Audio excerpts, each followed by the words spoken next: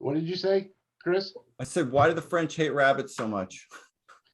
They love rabbits. They're great. Yeah, they do like them They're quite a bit. delicious. You know, there's that Buñuel film where the line is, Jesus is in the host the same way the rabbit is in the pate. Nice. Oh, nice.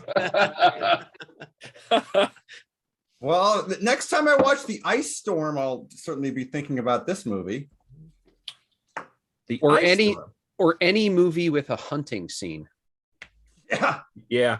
Well, I was gonna. I they're said to actually Jim. hunting. I was waiting for somebody to get hit in the face, but Yeah. no shot. That was before they invented that. Janie wasn't in this movie. I said Yeah, to Janie. Jim last night. You know, I saw Jim last night. I said to him that said both of these movies were bloodbaths, but it was all animal blood. Yeah. Well, I was going to suggest Oh, that between the rabbit scene in this and the appalling trophy wall in Colonel Blimp. What's the story, Bang. Jim? You're like animal snuff films. Yeah, you feel like killing off some animals. I'd forgotten. I chose them both because they were just about war, but I figured they had enough of a story to keep Jared. It's all these movies I pick, and then Jared just doesn't show. You won't be here for 2 weeks, so go ahead and see what you guys say. No, that was it. All right. Well, so I mean, it's no secret, right? specifically, this movie is about dancing on the edge of the volcano. Like Yeah. it's unbelievable. Like they finished filming this in like May of 39. Right. Like Germany's already invaded Czechoslovakia. Like this movie comes out in July and the war starts in earnest in September. Like it's like, Wow. so this movie is about the bourgeois in France who are just ignoring what's going on in Germany. And they're sort just of like those rabbits. Well, this yeah. would be a good double bill with that movie you picked about the German woman that had to like deal with the Nazis post. Woman in Or the Berlin. Russians. Yeah. Sorry, the Russians. Oh, Yes. yeah. Same kind of thing where it's like, I'm going to try to pretend like nothing's happening. Nothing's happening. Yeah. Well, the French were really, they thought the Maginot Line was really going to stop the Germans, you know? they didn't count on going north. Yeah. Well, they didn't count on the fact that they couldn't build it across the Belgian frontier because Right. the Belgians would get pissed with them for like treating them like an enemy. For abandoning them to the Germans, which Yeah. is what they ended up doing which is what they anyway. did in World War One. Give me a break. Okay, well, I kind of miss the days of dinner parties where if someone did get murdered, you could just make a nice speech and apologize to your guests and send them to bed. I thought that was great. The marquee is like, that was a class. oh, I'm terribly sorry. You know, I'm that terribly sorry.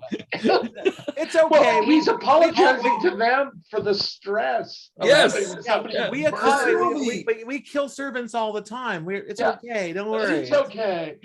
I know this movie shows up on a lot of like 10 greatest, Yeah. greatest movies ever made. And there are some things about it technically I thought that were quite remarkable. Like I joked about the blocking, but I mean like some of the orchestration that they had where they would sort of like lock the camera down at the end of the hallway where all this activity was happening in very long takes for the period. That was all great. But then the flip side of that is I feel like this movie's tone is all over the place. Yeah. Sometimes it plays like a Marx Brothers, like broad, farcical, slapsticky comedy, and then it over into pathos land. Mm-hmm. And it Which is does more that like pretty traditional successfully a lot of the time. Yeah. I had huge problems with this film. I didn't really like it. I did not like it at all. Well, it was in 4:3 first. No. Well, No, Black it's and not white, the- too. That's not what's actually the Was it photography. the bourgeoisie? No, Scott. the That's what I didn't like. The Criterion transfer was rock solid, and the color was. I mean, the black and white was really good. It was visually fine, but there's internalities of film and there's externalities. You know, the story you want to tell should be told inside the film, right? The thing is, every time everyone brings up rules of the game, like it was made months before the Nazis rolled into France and it all ended. Who gives a shit? You can't tell a compelling story without bringing externalities into it. you're not telling a compelling story. And the story is not compelling. I disagree. It was a turgid soap opera. Disagree. About a bunch of spoiled French people. I found it very unattractive.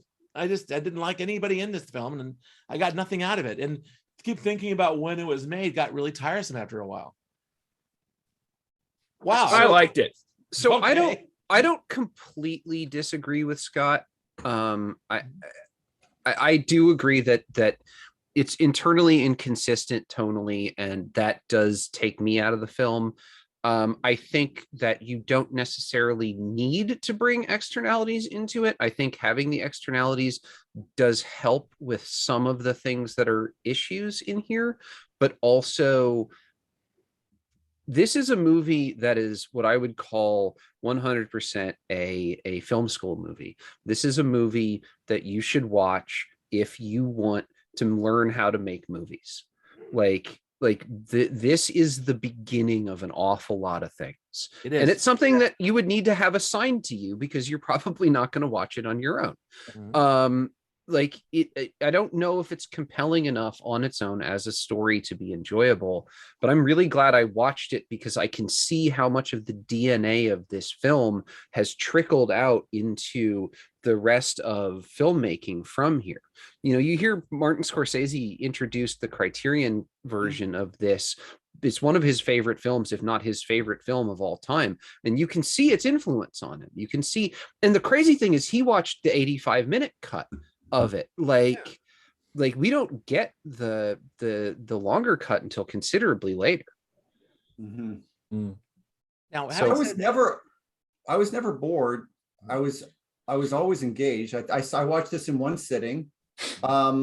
And yeah, I mean, yes, it's crazy. It's all over the place tonally, but I found it, you know, with weird exceptions, like the link, you know, like we probably could have done with like a minute and a half of rabbit slaughter and not like 7 or 8 minutes of rabbit slaughter. I think he was trying to say something. Yeah. Well, He was definitely- rubbing our noses in it. No, that was definitely the kind of metaphorical section of the film. Yeah. Yeah. That last shot Some of the performances rough. were vaudevillian. Some of them were actually really good. And then there were what I found really interesting is that, you know, there's definitely a lot of old timey movie in this movie, but then there were scenes where I'm going to forget the guy's name, the heavyset guy with the hat at the beginning, the interaction between him and the other, like that. Renoir. That was Renoir himself playing the character. Octave. And Octave, and he was my the favorite early character. scenes with too. Octave and the other guy Yeah. were very contemporary feeling in terms of line delivery. Like which when I they take the found car, when he very takes the car into the ditch and gives them a talking to. yes, Yeah, that was No, Yeah, that felt like a contemporary that movie. felt like- that was like- Octave's character is that kind of was like very Cassavetes borderline mumblecore. Yeah. This But he's a very movie modern- does feel like it's 20 years later than when it was made. Like Yeah. it's really it's fucking crazy in a certain aspect. Yeah. Like if you told me that this movie was made in the late 50s and they were doing the late 30s, I'd be like, sure, okay, All right. yeah. Well, do you like, think that if you saw that if this film was made in 49 rather than 39, do you think it would have the same gravity? Do you think it'd No. work the same way? No, no, That's the thing, right? but no. but And it- I think it was made in 59. It might. Maybe if he part of the early new wave. You're absolutely right. Yeah. He was Just way in ahead. time for Vietnam Phu. But Right. rolling around to Octave's character again, he was a fairly modern character. He was like Yeah.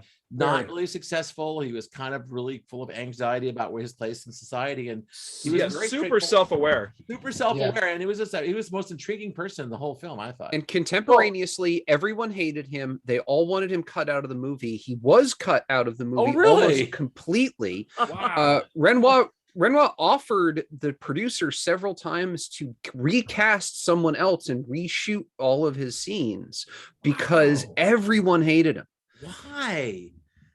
Because He's too kind of a heart different. of it. Probably because he appears Yeah. so modern to us now. Yeah, it was Right, kind of yeah, the heart of the thing. maybe. Yeah, maybe it's a little too earnest for people back then. You know, Yeah, probably. Maybe. I mean, they're looking for pantomime. I mean, I think one Right. of the reasons this movie got panned so severely and was such a huge failure when it was originally released is because people wanted pantomime, and this wasn't pantomime. It was occasionally, but not in the way that a lot of other stuff at this time was, especially comedies. Mhm. Like this is definitely a satire. Right. Like, and it's Yeah. a biting fucking satire. Yeah. Like, like I every wonder how American audiences responded at the time to the really freewheeling way, the very French way that everybody in this movie was cheating. I don't think Americans watched this. No, I don't think it was. I it don't was- think they saw it until after. No, the and war. it wasn't. Yeah. It wasn't seen till afterwards. Like It was banned. It was banned in France in Yeah. 39. Oh, I the know. Nazis came in and Yeah. they got rid of it. Like, it was gone for a while, man. Mhm. This is a movie for me that the more I watched it, the more I liked it. And then when it was over and I'd had time to think about it, I kept liking. I liked it more afterwards. It's like I would definitely watch this again. Wow. Because I think in the first half hour, you're thrown a lot of characters are thrown at you. There's a lot of setup. Yeah. Yeah. And About you know, the half hour setup, really. there's about a half hour setup where you've got to Uh-huh. learn all the characters and figure out the relationships, and the relationships are complex. Very Which common. and they only get more complex as the movie goes on. And then holy shit, I mean, so much goes down, and a lot of it is just flat out hilarious. Still to this day, I was laughing out loud.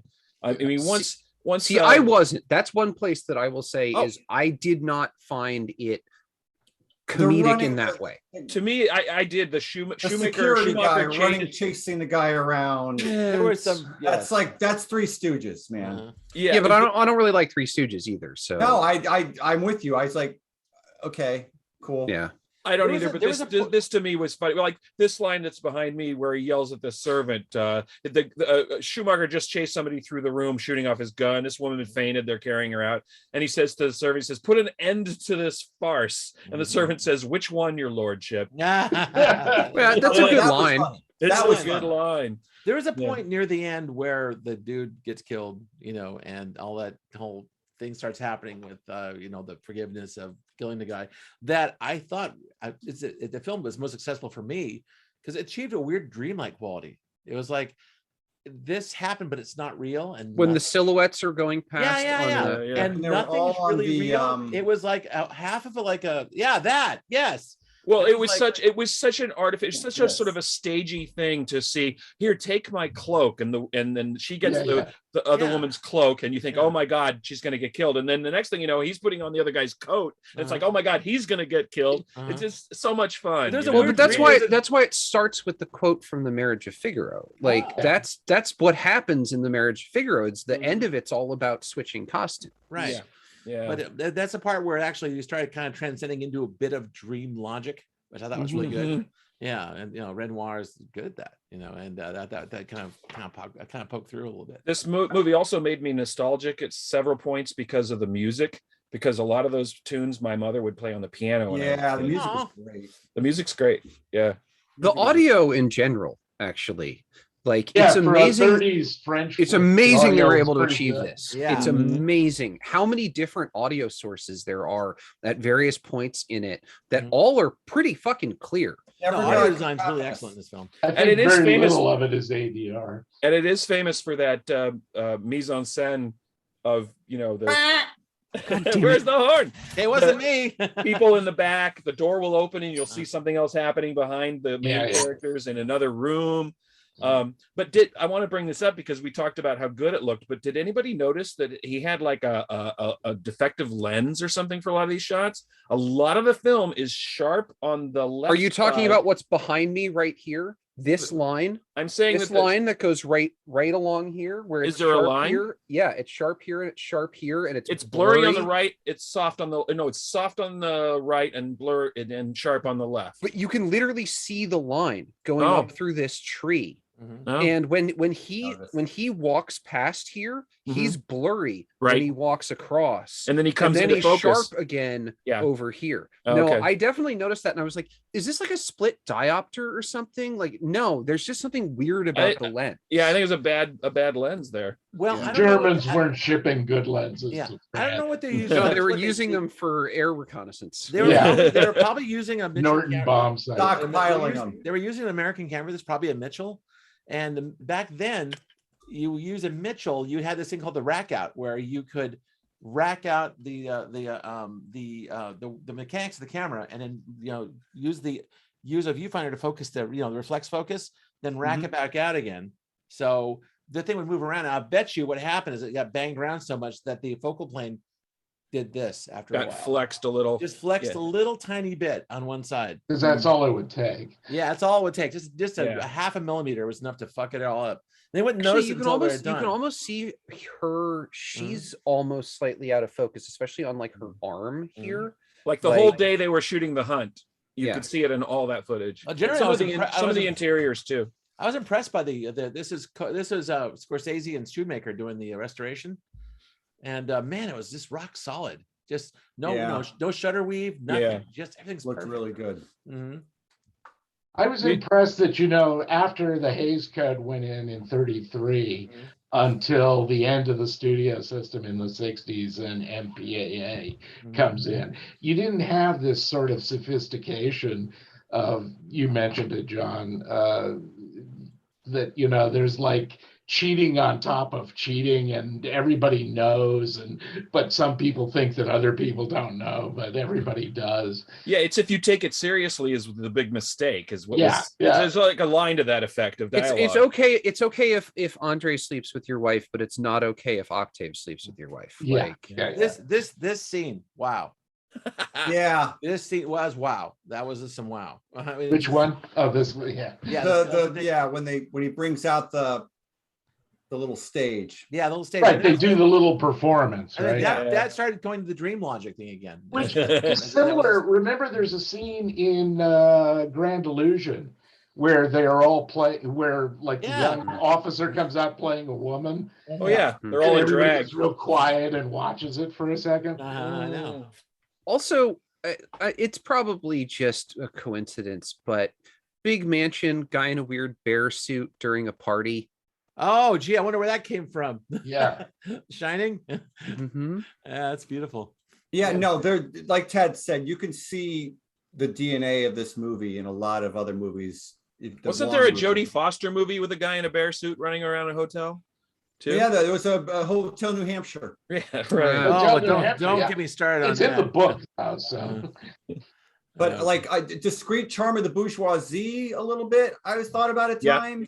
Yeah. I thought about a coup de grace, actually. It's kind of like you partying on, there's a huge war going on in the background, kind of thing. Yeah, a little bit. I guess like I said at the beginning, the key part, consistent all of the ice storm. Jim's got a theme. Well, but again, coup de grace is Weimar. Is Weimar. Gras means the hit of fat. That's Weimar too, so that's also Dancing on the Edge of the Volcano. Like that's all the same shit, Yeah. Although it was more literal in coup de grace, though. It was like they were really running out of stuff to party with at that film. In that film, there's no supply chain problems in this particular film. Not in France as compared to Civil War era. Right, that's true. They can always go out. They can always go out and get more rabbit to eat. So they're yeah. Well, and also at this point in time, they had invaded a portion of Germany and were extracting resources from Germany. Like, remember, they essentially colonized the Ruhr Valley to get their money for the war reparations. So, like, France was way richer. That's one of the reasons that they invaded France, was to get money. Right. Oh yeah, I don't know how much looting went on, but probably quite a bit of looting. A lot of art was looted. Yeah, that's just go look at any story in the last 30 years about somebody getting their paintings returned. Yeah, from France, exactly. The guy, I've forgotten everybody's names now. The guy whose house this was, Robert. I thought he was really good. Oh, you recognize him from Casablanca, which is like a year or two later. Yeah. He's the croupier. Your winnings, monsieur. Yeah. This film has deep roots in terms of like that kind of thing. It's it's connected to Casablanca. It's connected to a bunch of other films too. Well, he was Jewish, right? Yeah. So he had to flee. Dolly. So yeah. This is the one they don't list out in 39, but it was the miracle year 39. That was the year, man. That was Wizard of Oz and right, Gates of Wrath and Gone with the Wind and Wuthering Heights, and a couple others. You know, so it's a big year for film. One of those movies is good. Oh, now Oh, Wizard of Go Oz, back. right? Yes, Wizard of Oz. go back to Sesame Street. man. No, I was I didn't really have a problem with it. Ultimately, I thought it was sort of fascinating to watch. Like I said, you just see little things like, oh, that's where they got that. And That's what I'm saying about it being a film school movie. Like Yeah, you have to assign this. You have to it's a film assign this school to movie. someone. Having said that, I was able to kind of like I got involved in what was happening on screen as much as I was noticing little things, making mental notes to bring back to this, conversation we're having right now. I'm glad I finally saw it. Yeah, It's same one of here. those I'm things, glad I you saw see it. it on I lists, didn't like it. I'm glad I saw it. All right. Well, hey, thumbs. Good pick, Jim. I'd give it a yeah. No, So that's good. I want to do 2 thumbs because I want my thumb for the story, which I think is like here, but my thumb for everyone should watch this Yeah, because this is really important. yeah. Like I'm on you my need to day- watch this yeah. movie. I'm gonna double you on that one because I realized that people get more out of it than I did. It just rubbed me the wrong way. It's just it's. I'm No, only that's not- like I said, I'm not as far along that path as you are, but I'm Uh-huh. definitely further down that path than I Yeah. think anyone else here was. Okay, good enough. Well, good pick though. Good pick. Yeah. I enjoyed it. Mhm. Yeah. Very glad I How saw many it. times have you seen this, Jim? And sorry, who had seen this before? Never. Never. We saw. I've seen we- clips. we- I've seen clips of it in other things. We saw Grand Illusion in college. But we did not see Rules of the Game. Same here. Yeah. Yeah, Didn't you see- it was the opposite for me. I saw this in college, and then I saw Grand Illusion on my own.